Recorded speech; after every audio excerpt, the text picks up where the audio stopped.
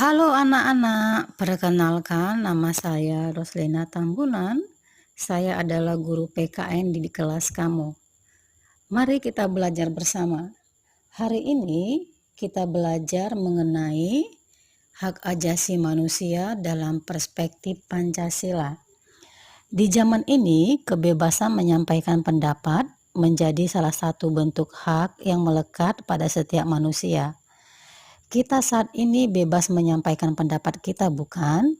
Nah, hal yang melekat pada setiap manusia itu kira-kira apa ya? Ya, itu adalah HAM. HAM merupakan seperangkat hak yang melekat pada hakikat dan keberadaan manusia sebagai makhluk Tuhan yang Maha Esa dan wajib dihormati, dijunjung tinggi, dan dilindungi oleh negara, hukum pemerintah, dan setiap orang demi kehormatan serta perlindungan harkat dan martabat manusia.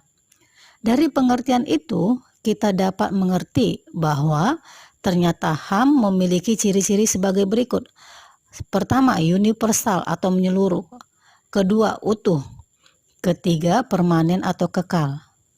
Oke, sekarang gimana ya teori HAM yang ada di Indonesia? HAM dalam dasar negara.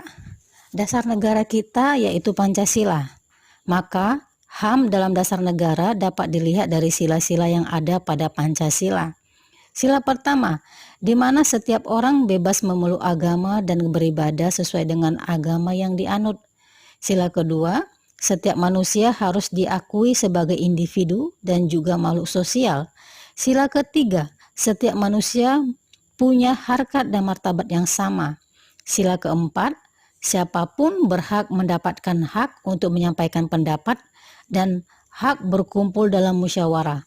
Sila kelima, kita harus menghargai atau menghormati hak-hak orang lain. Kemudian, HAM juga dapat dilihat dari konstitusi negara yang terdapat di dalam pasal 28A sampai 28J Undang-Undang Dasar bab 10A tahun 1945. Terakhir, HAM dalam peraturan perundang-undangan yang diatur dalam Undang-Undang Nomor 39 tahun 99 tentang hak ajasi manusia.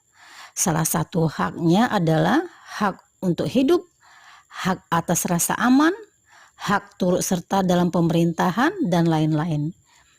Dengan adanya jaminan hak ajasi manusia dalam konstitusi, kita membuktikan bahwa Indonesia merupakan negara hukum. Nah, apakah di Indonesia sudah sepenuhnya menjalankan dan memegang teguh hak ajasi manusia? Tentu masih belum sepenuhnya ya. Masih banyak pelanggaran-pelanggaran HAM yang terjadi di Indonesia. Contohnya saja peristiwa Tanjung Priuk, peristiwa Trisakti, dan lain-lain yang merupakan contoh nyata pelanggaran HAM yang ada di Indonesia. Pelanggaran HAM juga ada yang berat dan ada yang ringan loh.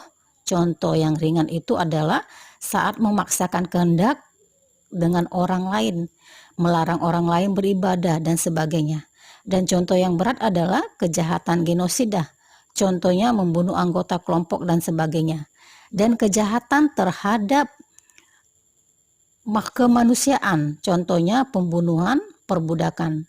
Salah satu akibat pelanggaran HAM ini adalah menimbulkan penderitaan serta tersiksa lahir dan batin pada diri korban. Lalu gimana ya agar dapat mengupayakan penegakan HAM dalam perspektif Pancasila? Seperti yang kita ketahui bahwa Pancasila adalah dasar negara yang artinya Pancasila memiliki beberapa kedudukan. Salah satu sebagai sumber dari segala hukum.